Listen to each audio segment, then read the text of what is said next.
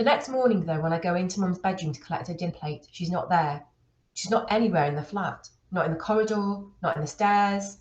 I call out her name and Pigeon follows me, making loud meows as if he's calling out to her too. Mum, Mum! I can't find her. I've never before known where she isn't, and it scares me. What if she went outside the tower? What if she didn't believe what Dory and I told her about the spores? I run down to Dory so that everyone can help me look for her, but I come to a stop before I push the door open.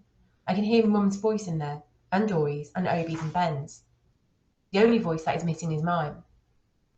When I go inside, everyone is sitting down to breakfast like we do every day, except there's an extra chair for Mum. They all say, "Good morning, Addie," and "Did you sleep well?" Mum reaches across to me and ruffles my hair, and she looks good, not sick like she used to look yesterday. She doesn't stay very long that morning, but she comes back to eat dinner with us.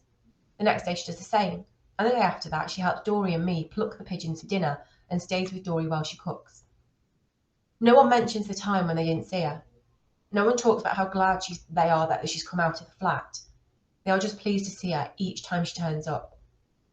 After a few days, it seemed normal to find Mum helping Dory and Obi with something or other and having an extra place for her at the dinner table. Sometimes she still has to rush off very suddenly, but she'll come back a few hours later. One day I come downstairs with some supplies, and I overhear her talking to Dory through the open door and about something. The way she's talking stops me from walking in. I stand still and I listen. "I didn't see their faces," she is saying. "My dear," she says, "I can't imagine. There were 5 of them." 5 against 1? What must they have been thinking? They didn't think, Dory. They just punched and kicked, and I didn't think I could get away. But you did, my dear, you did. I accidentally dropped one of the tins I was carrying and they stopped talking, and Dory comes to the door to help me. Mum smiles when she sees me. Her eyes look bright, but she's not crying. I worry that she must feel tired because she's not getting the same amount of sleep as she did before. But when I ask her that, she laughs out loud and says that she's not tired at all, that she feels better than she has done in a long time. I can scarcely believe how much better she is. I keep thinking that there'll be a day when she won't get out of bed again, and this time she spent with Dory and Obi and me will just have been a dream I had once. I keep waiting for that day to come. I wait and I wait, but it doesn't happen. And just when I start thinking that Mum really is all right, that's when the rain starts to fall. The first time I hear it, I'm lying in bed at night. I'm half sleeping, half dreaming when the sound of rain wakes me. It takes me a few minutes to realise what it is. It's such a soft sound if you really listen to it, the pitter-patter of rain. But to me that night it sounds deadly, terrifying. I pull back the curtains. The sky is clouded over, but it's beginning to get light outside. The rain is falling steadily onto the green on the ground, onto the swelling blues below. I try to look down to the bottom of the tower to see if they start to grow towards us, but I can't make anything out. It all looks blurry through the rain. Pigeon wakes up when I start moving, and I pick up his sleepy body, so he hangs over my shoulder. It feels heavy and warm against me. When I put him down, he settles right on top of my legs so I can't move them. In the end, I just pull the covers over my head and try to block out the sound of the rain and go back to sleep. All I can do is wait for morning, and I hope that it's stopped by then. But in the morning, the rain is still falling. The clouds look darker now. They are bigger, more menacing, puffed up and heavy with the rain they are carrying. I have a feeling of dread in my stomach. I know the rain could stop, and we might be all right.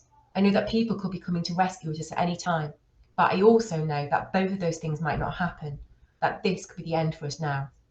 And there is nothing that Mum or Obi or Dory or Ben or I can do about it. Our tower will fall down, and we will be trapped inside it. I walk slowly to Dory's that morning. Pigeon is balancing uncertainly on my shoulder and rubbing his ear against mine now and again. It feels like he's saying, "Keep going, keep going." There's no one in Dory's flat when I get there, not a trace of anyone, not a half-empty cup of tea or a plate of crumbs on the table, just silence. I know where I'll find them all. I start the long walk down to the lower floors and find the one where I helped Obi pour the salt out the windows. I can't see anyone there, but there are bags and bags of salt piled up in the corridor. Then a door opens and Obi comes out of one of the flats, his head wrapped in scarves. He doesn't see me, he just picks up another bag and goes into another flat. He looks tired. His back is stooped and his shoulders slump as if there is a large invisible weight pressing down on him and making him bend. The door slams behind him and echoes loudly down the corridor. Then I hear footsteps on the stairs and I see Ben coming up carrying more bags of salt. His face is sweaty from the climbing of the stairs and carrying the bags. He doesn't seem to have time to talk to me properly, but he tells me to go and help downstairs in the basement. Pigeon and I make our way down. Through the lower windows, I can see that more and more blueshes have surged up. They've grown taller and thicker, and they are growing so close to one another it seems like they're trying to push each other out of the way. The rain falls on their glistening bodies so that they look even shinier than before. They look so glassy now that I think you might be able to see your reflection if you stand before one.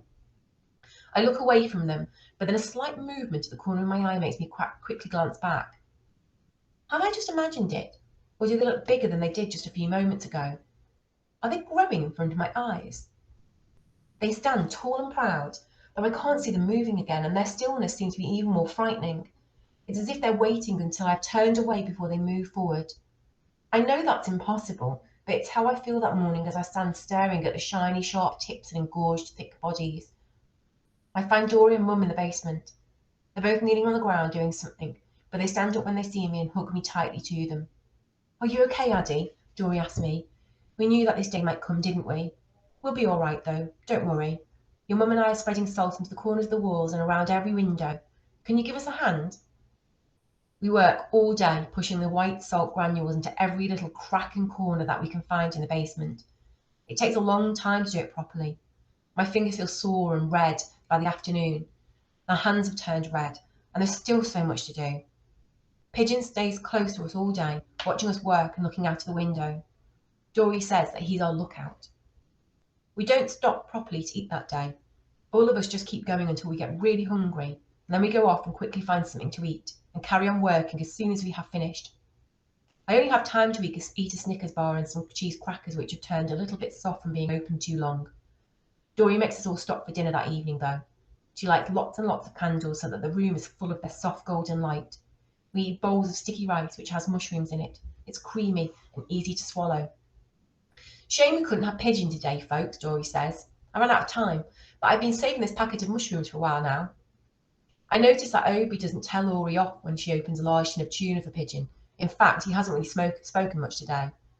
There are a few moments while we are all eating our food, when if you're looking at sitting around the table enjoying our dinner, you would not have been able to tell that we are on the edge of disaster.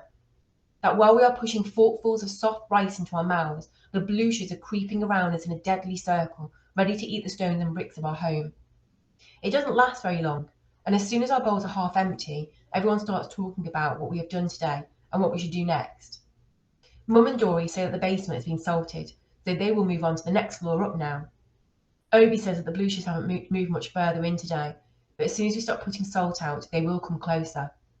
The rain is washing it away as fast as they're laying it. Ben suggests that we should keep throwing salt out of the windows through the night in shifts, which everyone thinks is a good idea. Then Obi voices something that everyone is worried about, but no one has said anything yet, that we haven't got a lot of salt left now, that we're down to the last of the bags. I can find some more, I say. It's the first time I've spoken, and everyone turns to look at me. I know where to look from going to find the food all those times. Addie, Obi says, that would be brilliant. Suddenly it seems that there isn't enough time to finish our dinner. There's far much to do. The night is coming, and there's no reason to rest. We leave our half-eaten bowls on the table, our forks still resting in them, and get back to work. Pigeon won't leave his food though. He protests so much that I pick him up when we have to leave Dory's flat. The rain has continued to fall all day and shows no sign of stopping as darkness falls around her. It is just like the time when the bluchers first showed up, when the buildings tumbled. The rain never stopped falling, which started it all.